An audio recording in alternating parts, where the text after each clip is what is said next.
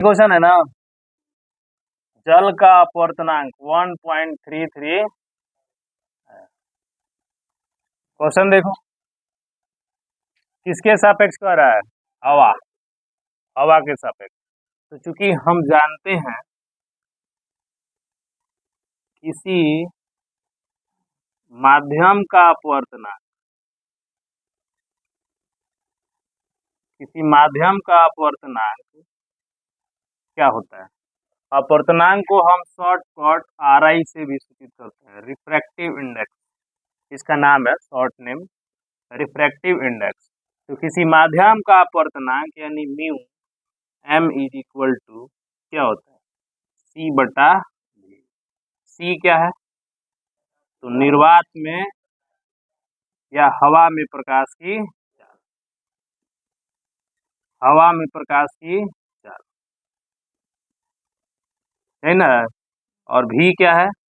माध्यम में प्रकाश की, माध्यम में प्रकाश की। C कितने के बराबर होता है? 3 × 10⁸ मीटर पर सेकंड के बराबर होता है। तो हमको क्या निकालना है? इसी प्रकार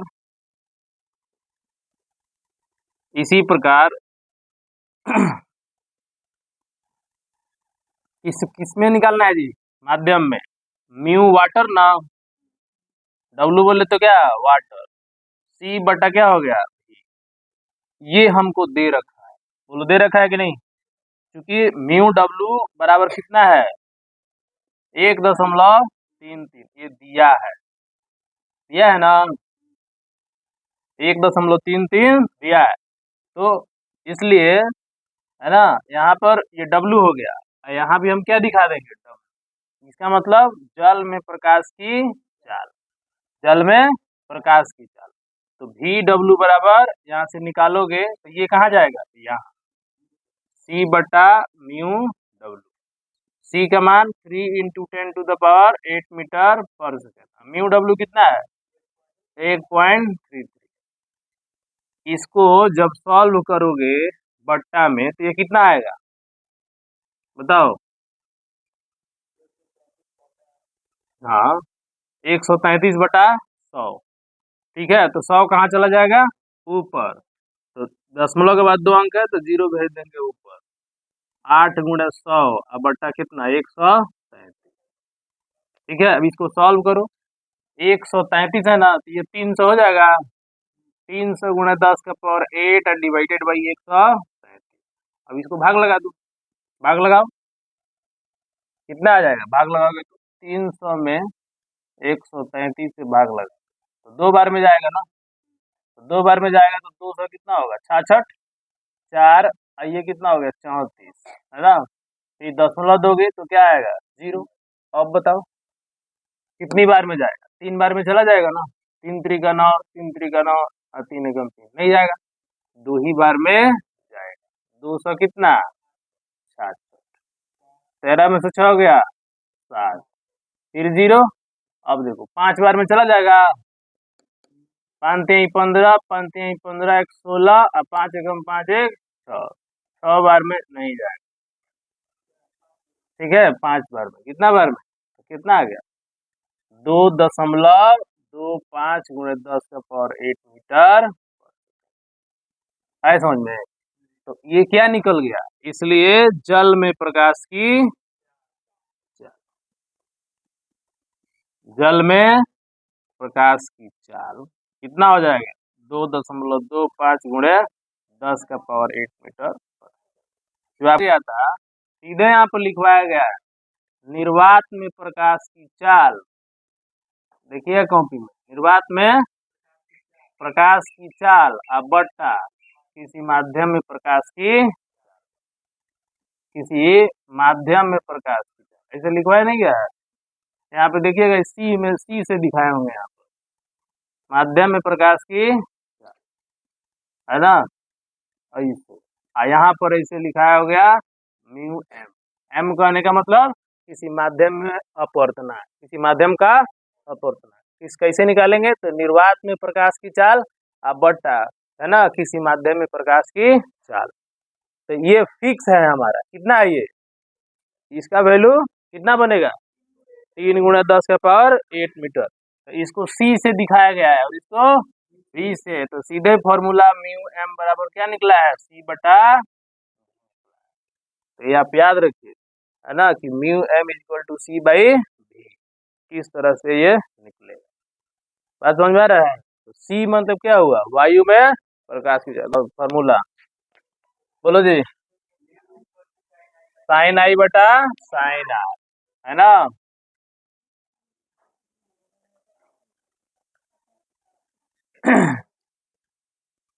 देखिए, जैसे मान लीजिए कि यह एक सतह है, यानी एक हवा हो गया, और ये मान लीजिए कि कोई मतलब माध्यम, है ना, ये क्या हो गया माध्यम, ठीक है, ये हवा हो गया, ये कोई अन्य माध्यम, क्या हो गया ये अन्य। जब प्रकाश जो है एक माध्यम से दूसरे माध्यम में प्रवेश करती है ना, तो कहने का मतलब यहाँ पर देखना है, हवा है तो कौन सा माध्यम होगा जी, विरल, और इस माध्यम को क्या मानना है, सघन।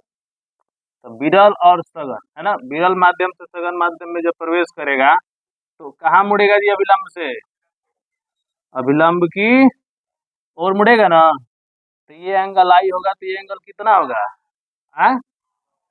आर होगा, कितना होगा जी, होगा ना, ठीक है।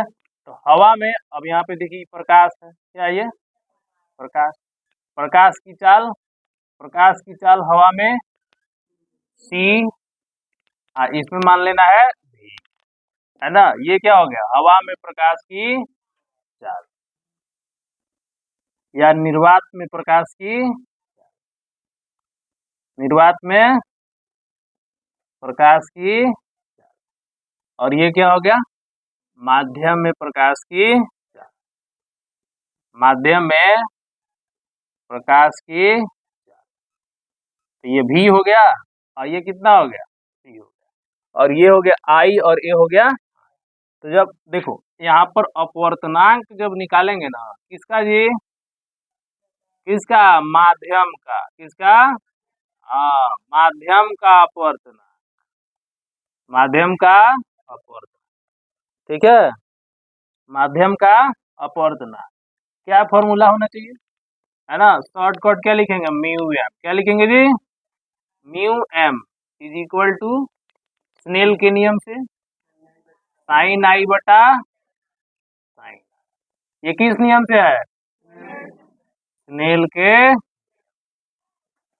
नियम, ठीक है, ये हो गया इक्वेशन नंबर 1। चलिए, अब इसी तरह से, इसी प्रकार, है ना, माध्यम का अपवर्तनांक लो, माध्यम का अपवर्तनांक, अपवर्तनांक हम चाल के भी रूप में भी लिख सकते हैं ना जी, अपवर्तनांक म्यू एम कितना लिख सकते हैं, =c/, लिख सकते हैं।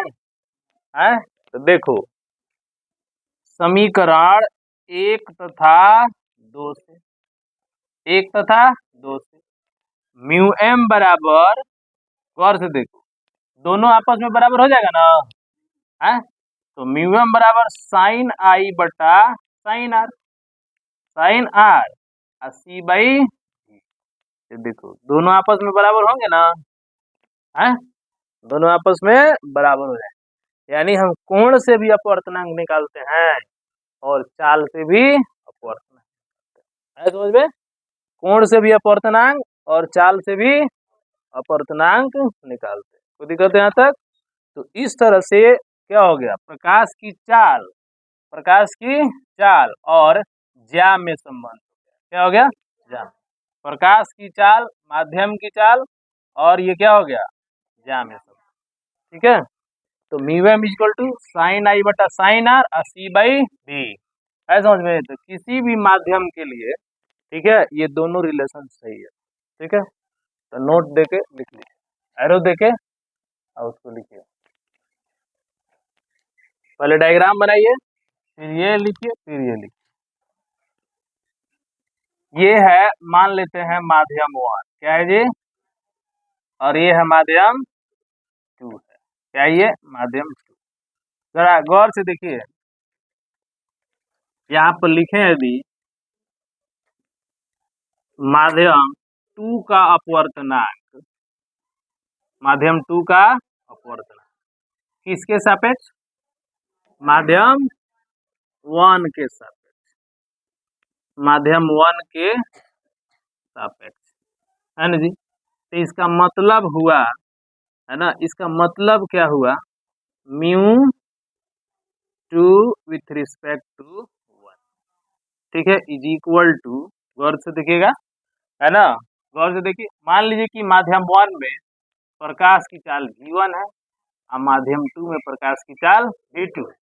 ये क्या है, प्रकाश की चाल। सब लोग जरा गौर से देखिएगा, यहाँ से ऑब्जेक्टिव में सवाल पूछता है प्रकाश की, देखो अब यहाँ पर इसको हम लिखें, है ना, क्या लिखा है, माध्यम वन के सापेक्ष माध्यम टू का अपवर्तन। तो ऊपर बताओ किसका चाल हमको लिखना चाहिए, माध्यम वन का, माध्यम वन में प्रकाश की चाल बट्टा माध्यम टू में प्रकाश, माध्यम टू में प्रकाश की चाल लिख सकते हैं ना। अब जरा बताओ, अब इसको फॉर्मूला में बिरो, mu two one is equal to, बोलो कितना लिखेंगे, v1 बटा v2, v1 बटा v2, इक्वेशन नंबर 1, ठीक है। अब देखो, अब इसी को थोड़ा सा उल्टा सोचते हैं, क्या सोचते हैं जी, उल्टा। इसी प्रकार माध्यम, है ना, माध्यम टू के सापेक्ष माध्यम वन का अपवर्तन, वन का अपवर्तन। अब इसके लिए उलट के लिखेंगे ना, कितना लिखेंगे जी, म्यू, बोलो म्यू वन वन और ये विथ रिस्पेक्ट टू टू, ऐसे लिखेंगे ना, ठीक है। अब बताओ, अब इसी में अब ऊपर किसका चाल रहेगा, माध्यम टू में प्रकाश की चाल, और नीचे किसका रहेगा, माध्यम वन में प्रकाश की चाल। तो क्या लिखेंगे, v2 बाई v1, लिख सकते हैं ना, v2 by v1, equation number 2, ठीक है। अब यहाँ पर समीकरण 1 और 2 को गौर से देखा जाए, है ना, तो म्यू, ध्यान दो, म्यू, है ना, two with respect to one, यानी हमको इसको गुणा कर देना, तो गुणा करेंगे तो क्या मिलेगा, mu one with respect to two is equal to, बोलो v1 बाई v2, अब ये गया v2 बाई v1, कट के बोलो कितना आ गया, बोलो कितना इसका मान लिखेंगे जी, बोलो जी, भाई कट गई तो कौन सी बचल,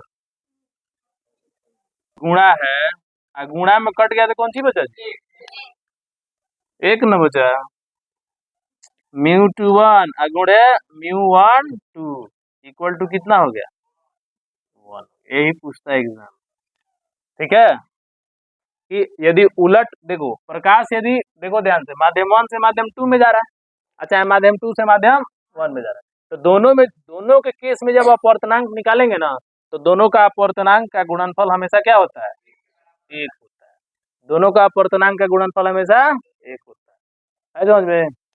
चलो नोट करो इसको, यहाँ से यदि मान लो, है ना, mu two with respect to one का वैल्यू निकालें तो बोलो कितना आएगा, वन बटा म्यू वन टू आ जाएगा, इसका वैल्यू निकालेंगे तो ये उधर जाएगा तो किसमें हो जाएगा, बट्टा में, ठीक है। या इसके नीचे लिखिएगा इसको, mu one two with respect to mu one with respect to is equal to one upon mu two, ठीक है, सब ब्रैकेट में करके लिखिए, इसके नीचे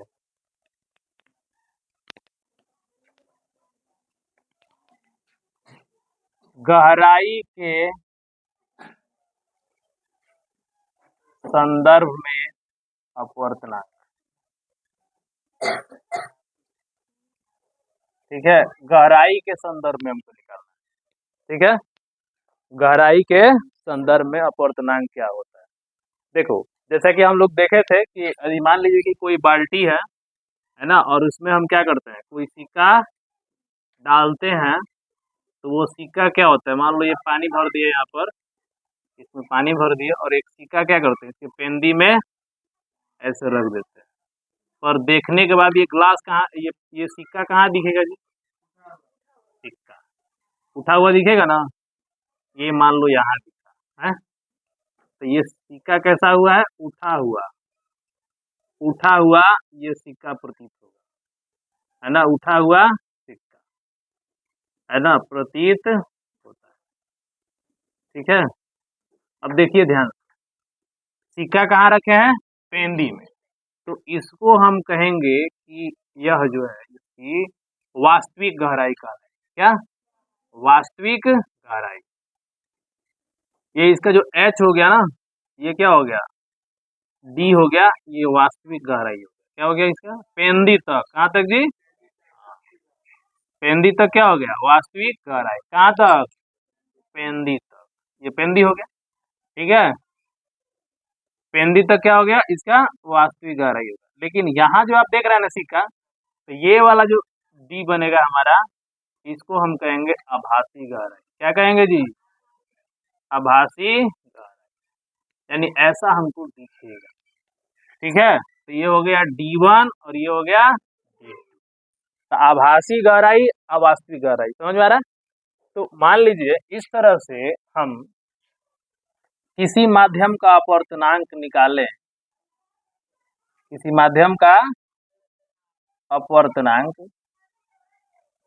अपवर्तनांक किसके सापेक्ष में जी, निर्वात के सापेक्ष, है ना, निर्वात के सापेक्ष। तो इसको फॉर्मूला में लिखते हैं ना, क्या लिखते हैं जी, वास्तविक गहराई, वास्तविक गहराई बट्टा आभासी गहराई, समझ आ रहा है, आभासी गहराई। ठीक है, यानी इसको हम लिखेंगे म्यू, है ना, μ/1, है समझ में, μ/1, तो μ/1 कहने का मतलब हम यहाँ माध्यम ले रहे हैं ना, किसके रिस्पेक्ट में, हवा के रिस्पेक्ट में, तो वास्तविक गहराई क्या बनेगा, D1/D2, समझ आ रहा है। तो गहराई से भी हम अपवर्तनांक निकालते हैं। तो देखो तीन तरह से अपवर्तनांक निकाला जा रहा है, कोण से, चाल से और गहराई, कोण से, चाल से और गहराई से, तीनों से हम अपवर्तनांक निकाल रहे हैं, आए समझ में। तो इस तरह से क्वेश्चन आएगा तो हम ऐसे बनाएंगे, एग्जाम्पल है बुक में दिया हुआ है, आपको इसके नीचे करना है। ठीक है, नोट करिए इसको, ये साइड में बना लीजिए।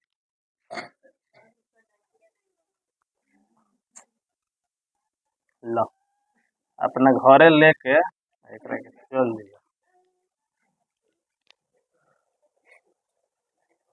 जल्दी लिखो।